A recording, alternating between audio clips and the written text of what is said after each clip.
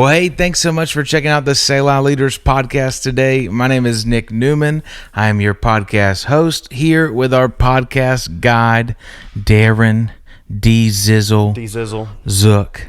And we are so excited that you have chosen to watch this episode. We are in a new location today. Yeah. We are on location. Yes. We are getting ready to go into what's going to be an incredible week on the Lead Pastor Getaway. Yeah. So one of the things that we do here at Selah Leaders is we create environments that facilitate rest. Yeah. And one of those events that we do is called the Lead Pastors Getaway. So for the next 2 weeks, we're here. This is mid-October, the kind of the fall season for us. And in October, like just today, there'll be 14 church leaders that converge onto this house. And really what we do is we create what we say is this is not an escape, it's an equipping environment. That's right.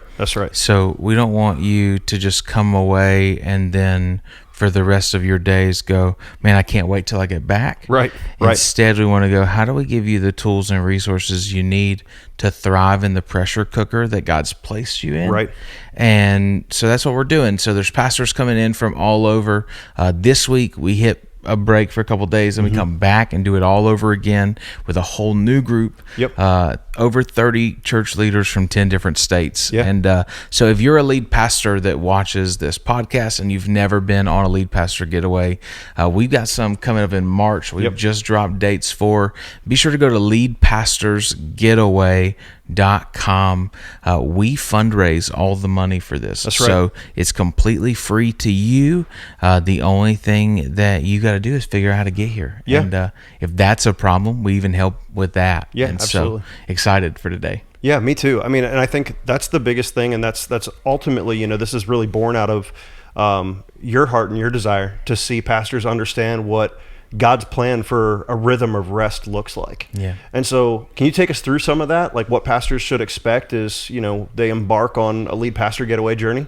Yeah, well, I think it's more than just even like lead pastors, That's kind of a target audience for us because that's the role that I sit in within our church and our organization. But we even believe that as we've talked about on this podcast, this is more than just for pastors because every single follower of Jesus is called to live a lifestyle of rest. Yeah.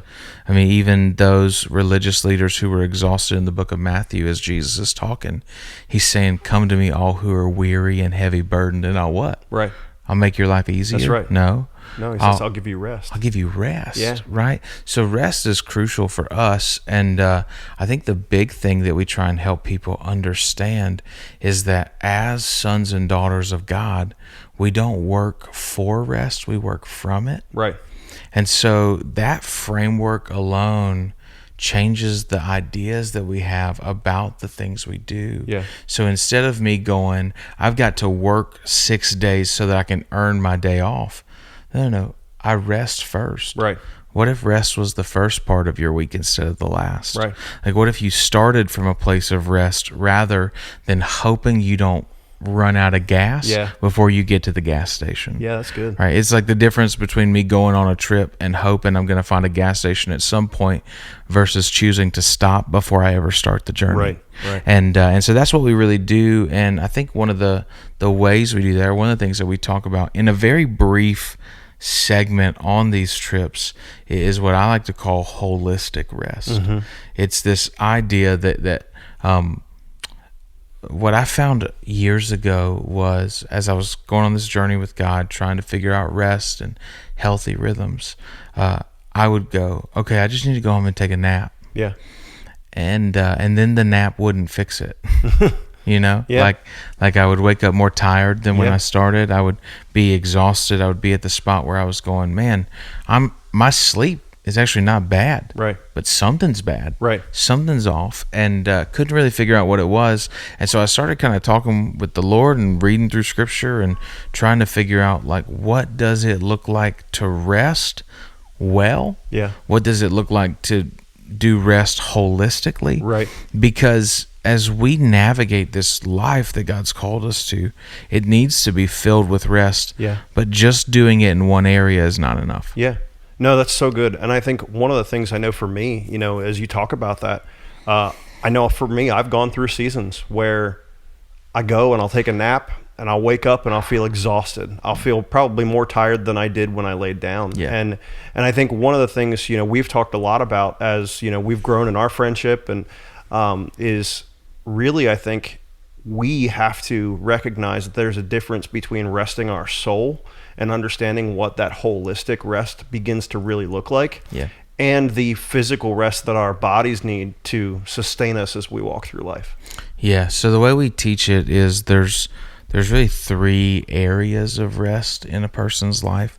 The first one is spiritual rest. And I think this is actually the rest that Jesus is talking to the religious leaders about in Matthew. Yeah. It's not a physical rest. Right. He's not saying, come who are weary and heavy laden, because you just haven't slept enough. Right. The burden that they're carrying is that they've been trying to follow the law, figuring out it's not working. Yeah. And they've just been trying to do religious activities, hoping it gets God's attention. And so Jesus is saying, come to me, those of you who are so tired of exhausting religion, right, and you want to find rest in relationship, right. This idea of spiritual rest for us is one of seeking after God.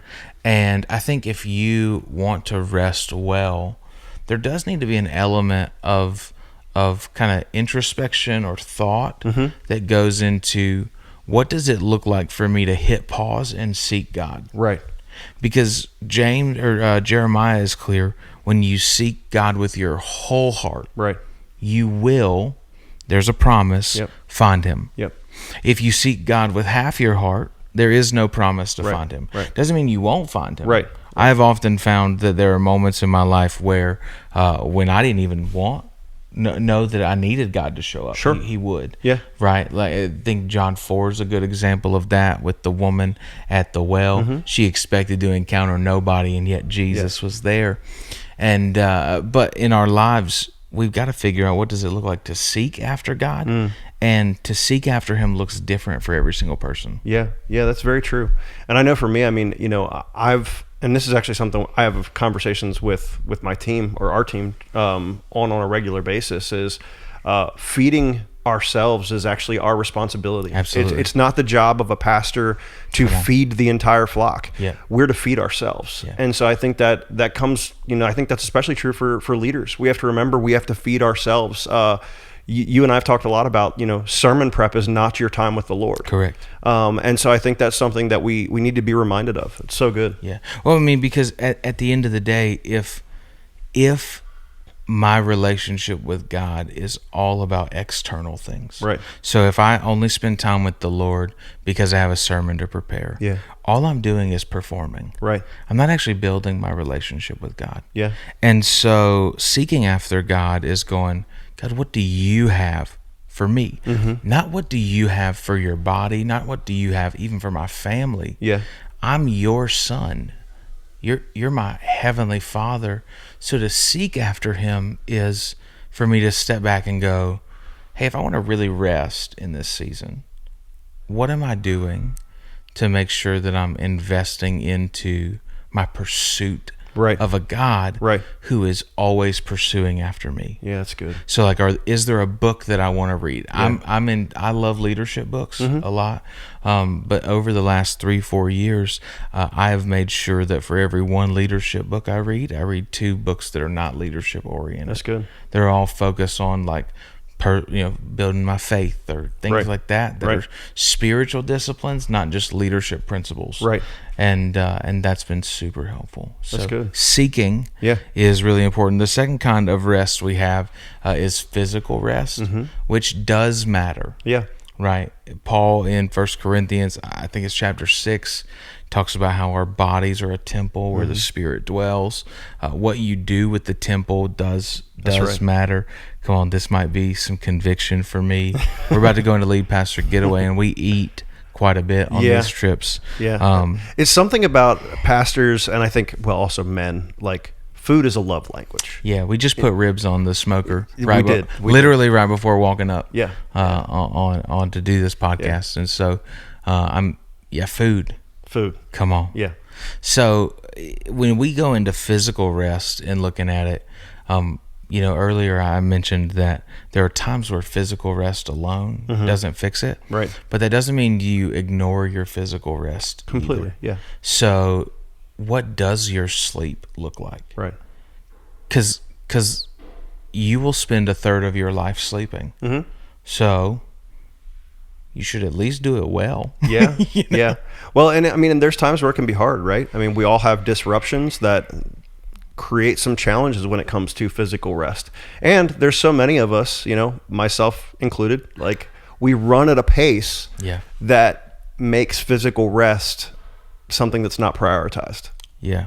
And it has to be. I mean, at the end of the day, though, even like in the situation you're talking about, most of that is self-inflicted. Oh, absolutely. No question. So we've got this idea that, I don't have enough time to sleep. Right. Yeah, right. We wear busyness as almost like a badge of honor. And it's like, hey, this is actually not something to be proud of. We do want to focus on prioritizing rest and making sure that our bodies get that time to recuperate and rejuvenate and get us feeling like, we're working with our best self. Yeah. And like, it's hard to say, I don't have enough time to sleep, but we stayed up till midnight watching the Giants game. We did. Yeah. So like we do have that time. God has given us all the time we need to do everything He's called us to do. Yeah. How are we leveraging it? Your sleep matters. Yeah. What you put into your body matters. Absolutely. So physically, how you're doing there makes a difference. And I'll also say this, like as you look at your physical rest, if I'm going to spend a third of my life, I'm about to hit a passion rant really quick. Okay. I have this conversation with a lot of our younger people in our church because we'll go out and we'll get into debt with car rims and with stereos and we'll go into debt to buy a new Xbox. If you're going to go into debt, get yourself a good bed. Yeah, well, there's that. Listen, finance you a mattress. I'm going to give a shout out. I hope they become, because we're rest focused, I hope Nectar Mattresses becomes an official sponsor for us at some point. That'd be awesome. I love my Nectar mattress because it has been just a breath of fresh air. It's helped me sleep. I tell you all the time, like, what are you looking forward to? I can't wait to get back onto my bed. No, it's true. I travel everywhere with my pillow already. My wife is convinced that I want to buy a mountain house for the sole purpose of buying the same bed I have at home to put up there when I go away because my physical rest matters that much. And why would I'm not saying like you have to go into debt for stuff, but if we're trying to build credit or do those things, let's at least invest into something that's investing back into us, and our sleep does that. Right. It's funny. I'm reminded, earlier this week you sent out kind of the reminder email to the pastors that are going to be joining us this week. And the one thing you said was, hey, pastor, don't forget your pillow. Come on. Because there are so many people that like, hey, they need a little bit of that comfort brought with them to really get good rest. And, for you, that's something you are a firm believer in. Bring your pillow. I travel with it everywhere. It flies with me. It's my ride or die. Come on. It's, my wife is first and then my pillow is second. Your pillow's second. Right. But no, so physical rest matters. And so as you look at physical rest, again, we're approaching this holistically. Yeah. So it's not just, okay, I just need to focus on resting with my spirit. Right. I just need to focus on physical rest. You need to do both, but the third one of those things is what we call soul rest. And soul rest is this idea of searching. What is the thing in me that brings great joy? Jesus was clear that his nourishment comes from doing the will of the Father. And so there is joy that we find in doing things that God has invited us into. Right. But he's also given us passions and things like that for a reason. I think every leader needs a hobby. I think you need something that you love and enjoy doing. For us, a lot of the guys on our team here, one of the things we love is to go fly fishing. Fly fishing has been the only hobby I've found that has taken my mind off of everything. And so I find myself that I can spend 3, 4, 5 hours on the water and I haven't thought about a single problem to solve. I haven't thought about a sermon that I need to write, or an email I need to send, or a pastoral care moment that needs to be done. And so what I've found is, when I don't just prioritize one area of rest, but I figure out how to do all three, like, how do I rest with my spirit to make sure I'm searching after God? How do I rest physically to make sure, like, I'm soaking, I'm taking care of myself physically? How do I make sure that I'm searching to find out, like, what is the thing that brings me joy? And how do I do that? Then I get to the sweet spot of rest, where it actually is not just one or the other. It's a culmination of all those things. Right. That's good. I know for me, I mean, obviously I've taken up a bit of that hobby on the fly fishing side, and I definitely enjoy it. The other big thing for me too is I enjoy being out in the outdoors. I enjoy being in nature. I sit at a desk all day long, sit behind a computer screen and generally work that way. And so some of that might mean, being out and going fly fishing. But you also know I'm an avid photographer. I love to go out and take photos. And so sometimes it's just, hey, I'm going to go on a hike and I'm going to take photos. I like to spend a lot of time in the mountains, and, love to go up there and photograph the great outdoors. And so, I think finding that thing that ultimately, again, just searching for that thing, I should say, that really brings your soul rest, that brings you enjoyment, that brings you to a place of happiness, of enjoying what God has given you, what God has surrounded you with, I think is so critical. 100%. And every single person's soul rest is going to look different. Right. And that's okay. It doesn't have to be the same. Right. You should figure out what rest looks like for you, and then fully engage in it. And I will say, this is a concept that I think it may not be familiar to everyone either. I think there's some of us that feel, a bit, maybe not guilty is the right word, but you feel almost convicted at times to really take rest in something that you really enjoy. It was a foreign concept for me when I first met Pastor Nick. It was something that was like, hey, this is something that just doesn't feel normal to me. This idea of soul rest. And then, I joined the team, and he's like, twice a year as one of my leaders, you're going to go away and you're going to do soul rest yourself. And I'm like, all right, so what does that look like for Darren? I have no idea. And so but you learn, you go and you begin that searching process and figure out, hey, what is it that really allows me to feel the most connected to God? 100%. And so all of that, it's different for every single person. And I think as you go to find it, I think one of the things that you will try and figure out what works for other people and do it yourself, but you really got to figure out what works for you. Right. Holistic rest is not a one-size-fits-all approach. So if you've ever taken advice from somebody, you're like, man, I'm tired. You took advice from them and you're like, it didn't work for me. It's because those three elements that work for them are not the same for you. So do that. Figure out what that looks like in your own life. Holistic rest is when you stop trying to do one or the other, and you find a culmination of all. That you do invest in your spirit, you do things that bring you joy, and you do physically rest at the same time. So good. Well, every episode we do a leader submitted question, I think this is a good one, actually, because this is one that I think for me, it has always applied. So this comes from Tanya, and she asks the question, I feel guilty for resting on my Sabbath when I have so much to do. How do you handle that? Shoo. So when we look at Scripture, we find that guilt is connected to old life living. And I think that there are check engine lights that live within our lives that alert us to things that are going on inside of us.